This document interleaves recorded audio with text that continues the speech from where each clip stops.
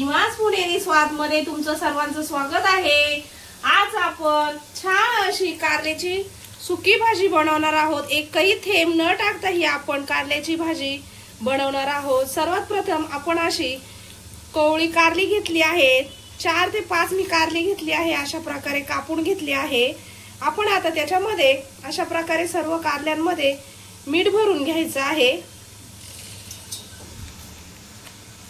पाहू शकता आपण सगळ्या कारल्यांमध्ये अशा प्रकारे मीठ भरून घेतलं आहे।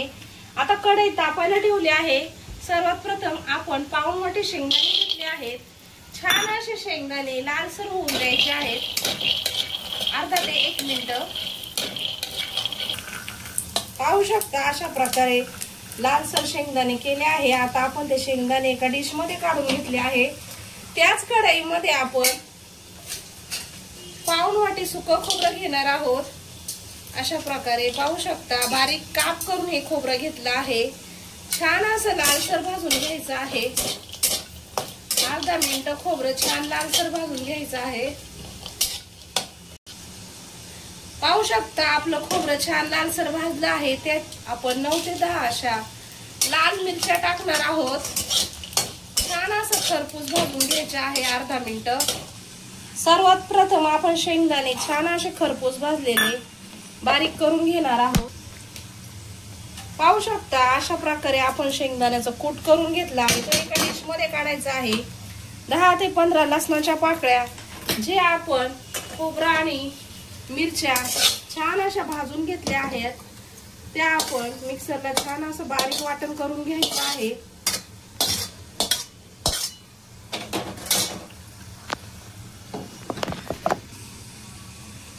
पाहू शकता आपण आता त्याच्यामध्ये 1 चमचा मीठ टाकणार आहोत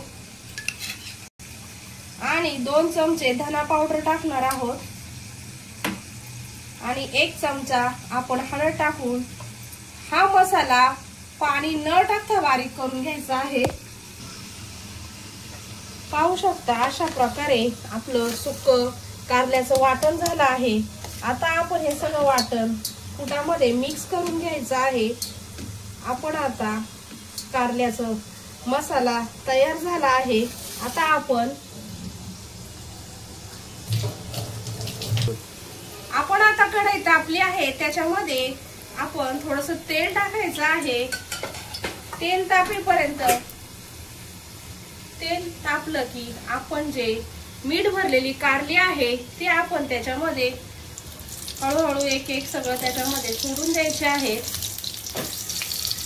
अर्धा मिनिट आपण कारली छान तेलामध्ये परतून घ्यायची आहे आणि 5 ते 10 मिनिटं आपण त्याच्यावर झाकण ठेवून कारली छान वाफवून घ्यायची आहे मंद आचेवर। पाहू शकता कारला आपण अधून मधून 2 ते 3 वेळा पाहायचं आहे आणि परतायचं आहे तेलामध्ये। परत आपण झाकण ठेवून 5 मिनिटं मंद आचेवर हे कारलं छान असं शिजून द्यायचं आहे। बघू शकता 5 ते 6 मिनिटं आपली कारली छान अशी शिजली आहे। आता आपण जो मसाला केला आहे त्याच्यामध्ये सर्व कारली अशा प्रकारे काढून घ्यायची आहे। आता आपण हा मसाला सर्व त्याच्यामध्ये अशा प्रकारे भरून घ्यायचा आहे सर्व कारल्यांमध्ये।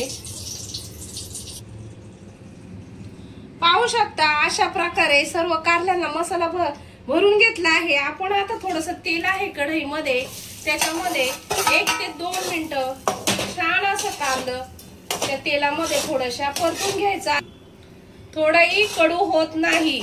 तुम्ही एकदा नक्की ट्राय करून बघा। एकही थेंब न टाकता पाणी आपण हे कारले बनवलेले आहे। आता आपण गॅस बंद करायचा आहे आणि कारल्याची भाजी काढून घ्यायची आहे। पाहू शकता आपण अशा प्रकारे कारल्याची भाजी एकही थेंब पाणी न टाकता ही कारल्याची भाजी बनवलेली आहे। आपण ही प्रवासामध्ये 2 ते 3 दिवस सहज नेऊ शकतो।